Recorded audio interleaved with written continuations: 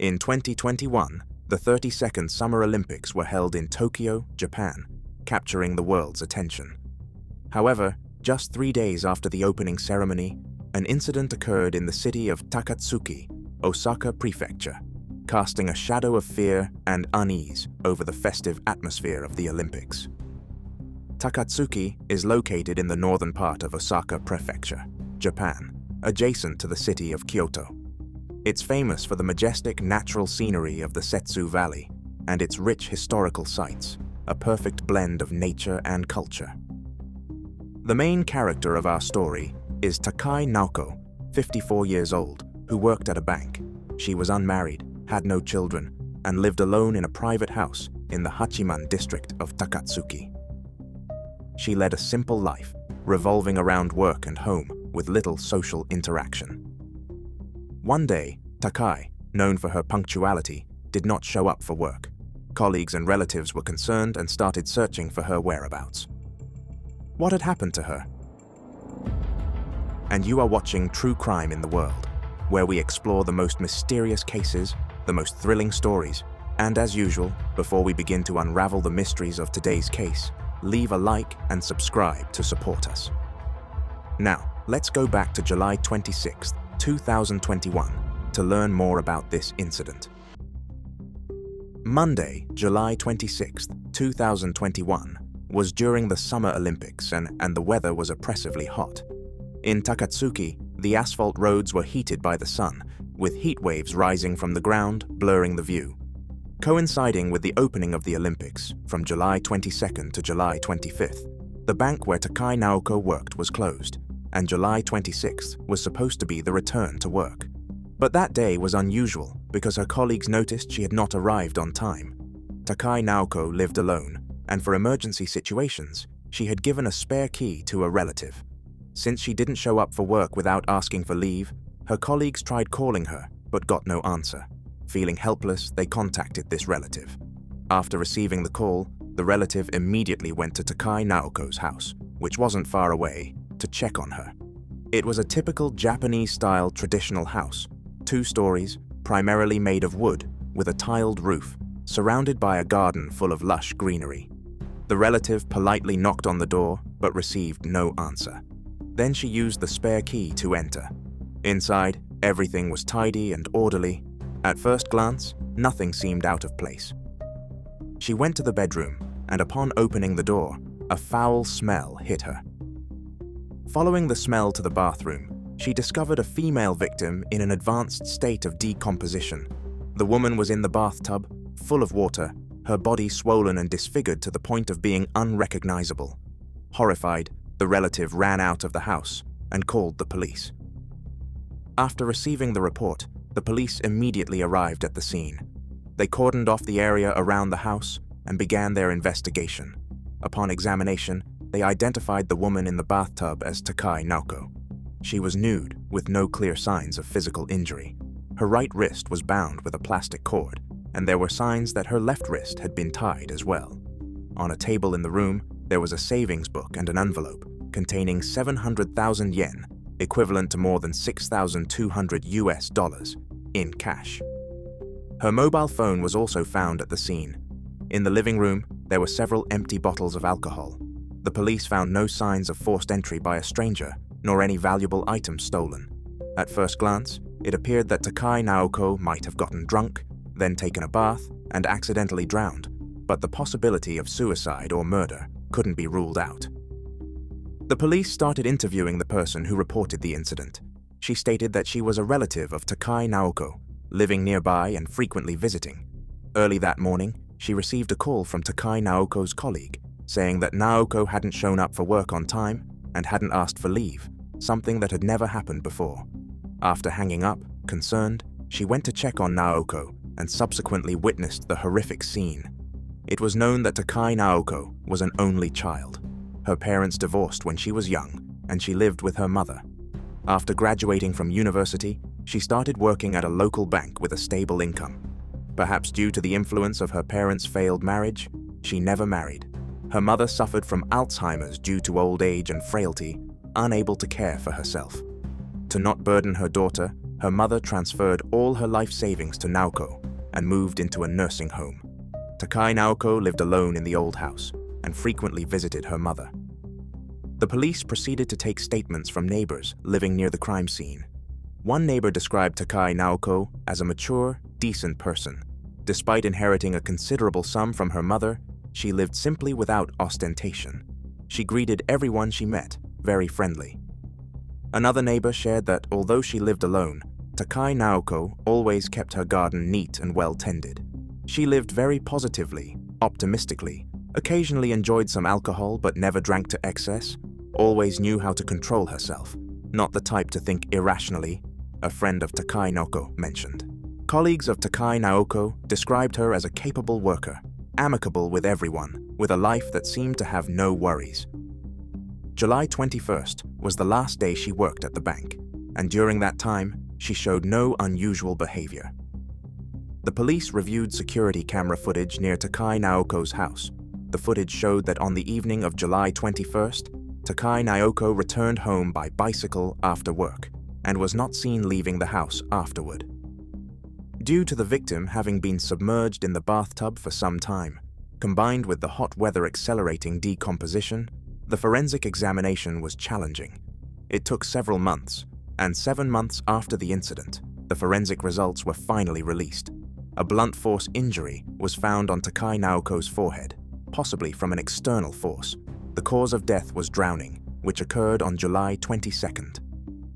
Notably, no alcohol was detected in her system, despite the empty bottles in the living rooms.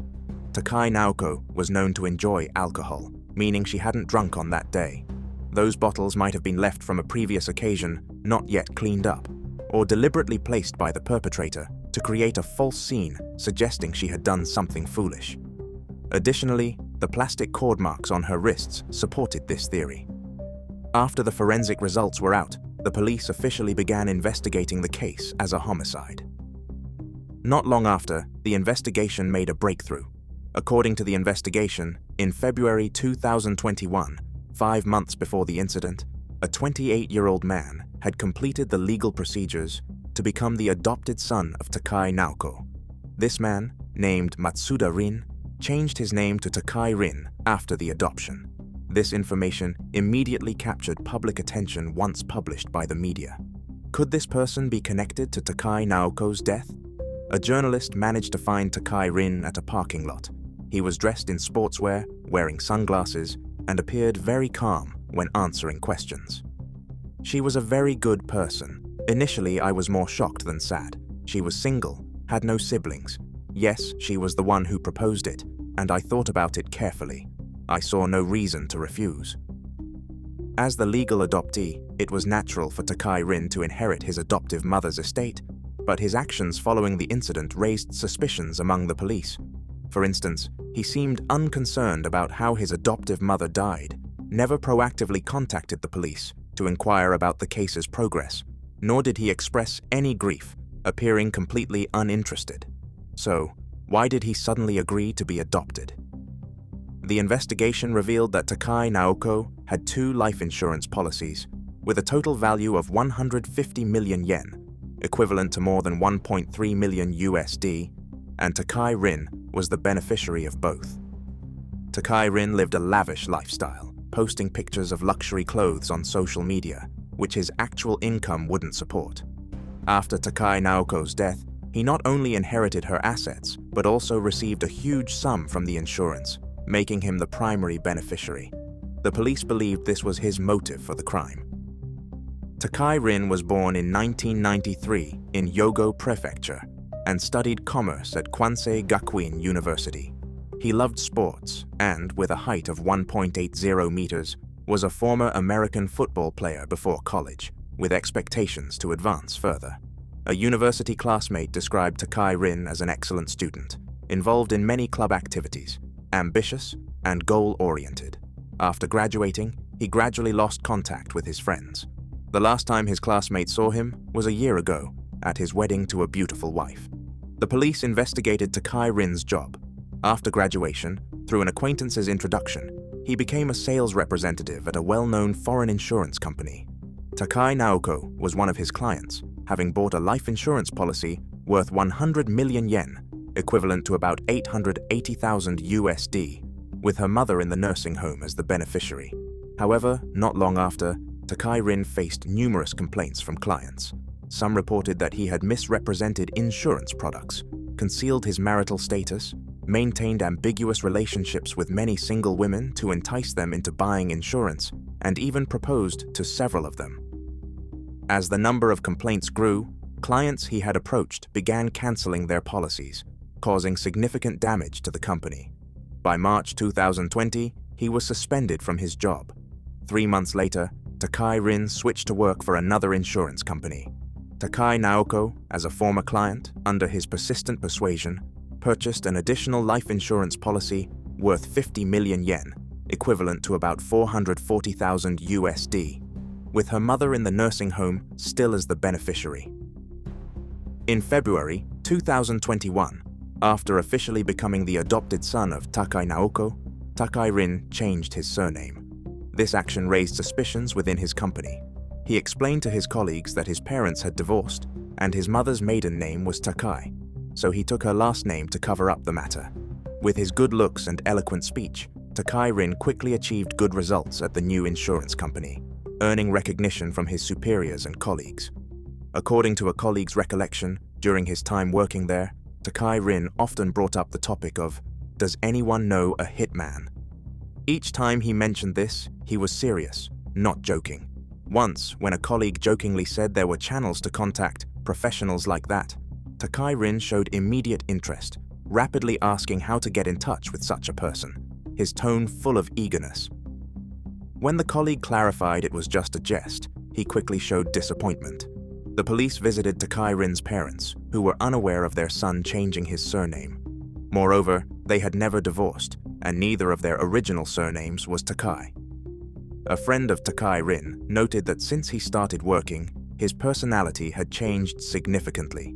He liked to flaunt wealth in front of friends, giving off an air of superiority. However, his family was quite ordinary and not particularly wealthy, yet suddenly he seemed to have become rich.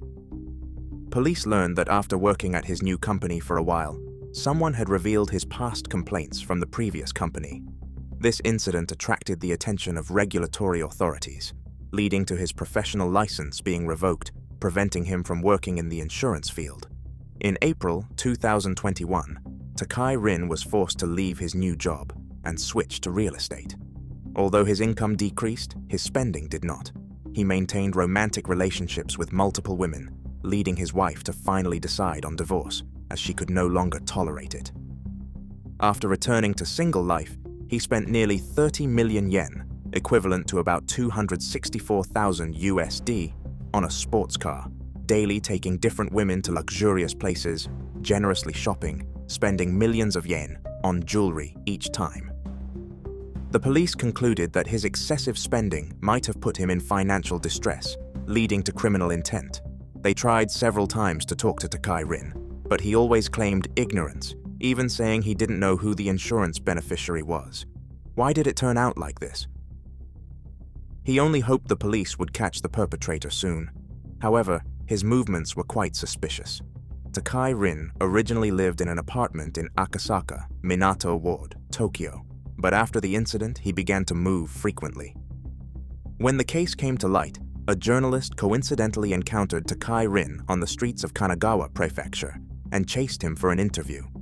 At the time, he was walking briskly while pushing a bicycle. Upon seeing the journalist, he seemed surprised and blurted out, "How did you know I was here?"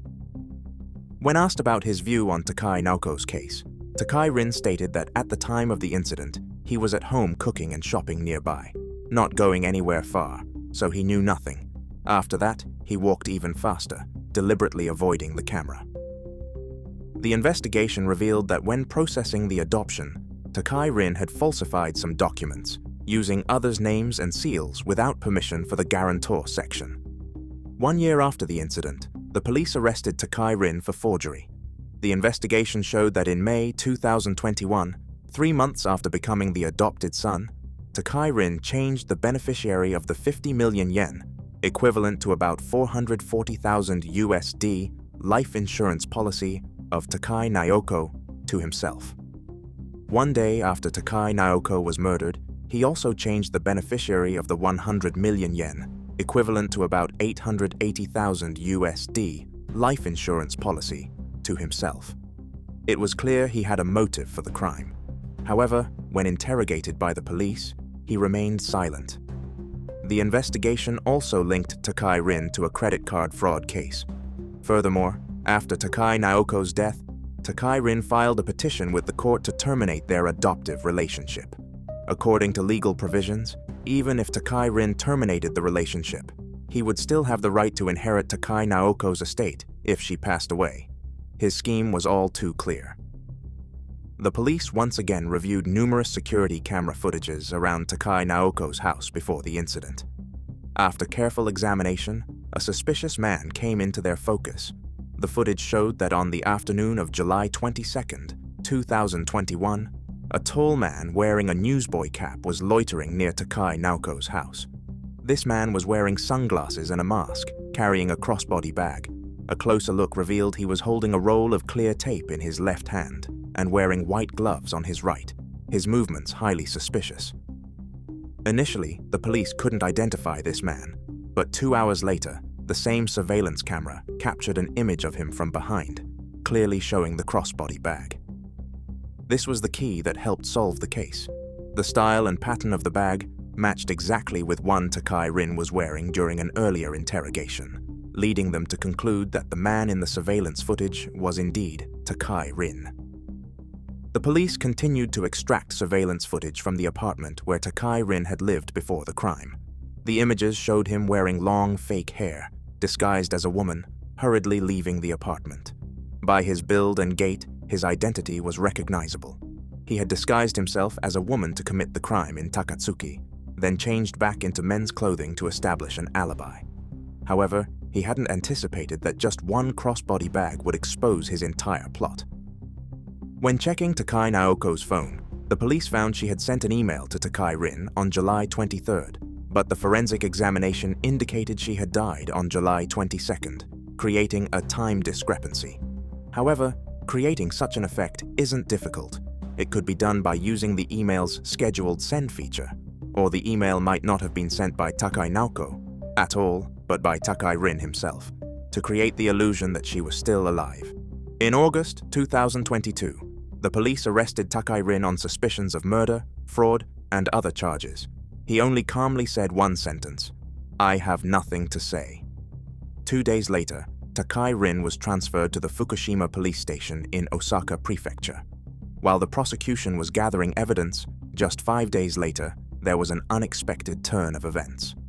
On September 1st, a shocking piece of news emerged.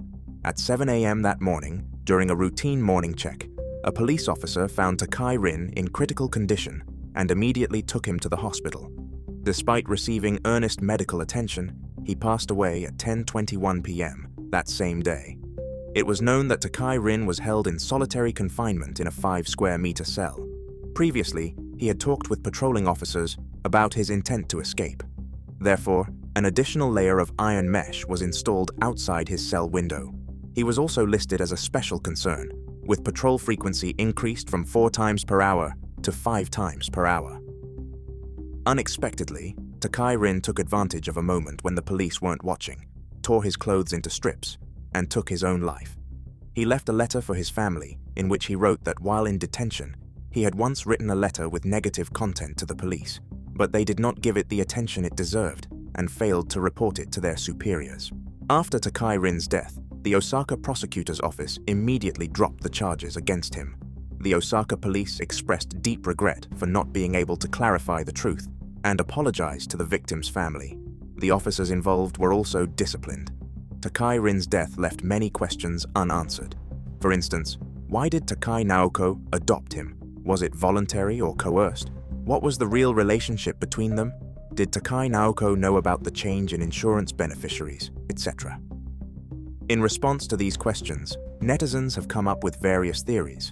Some believe that from the start of his insurance career, Takai Rin intended to find a wealthy woman to support him. After careful selection, he targeted Takai Naoko, who lived alone, and found ways to approach and win her favor. Under his enthusiastic pursuit, Takai Naoko quickly fell for him, willingly spending her savings on Takai Rin and purchasing large life insurance policies. Then, Takai Rin convinced her by promising companionship and care in her old age to adopt him and requested a change in the insurance beneficiaries. Takai Naoko agreed to change the beneficiary for the 50 million yen, equivalent to about 440,000 USD policy, but not for the 100 million yen, equivalent to about 880,000 USD policy. This frustration led Takai Rin to take desperate measures and end her life. However, these are just public speculations. With both individuals deceased, the truth of the case is buried with them forever. And so, today's case has come to an end. What do you think about this case? Feel free to leave your thoughts in the comments below for discussion.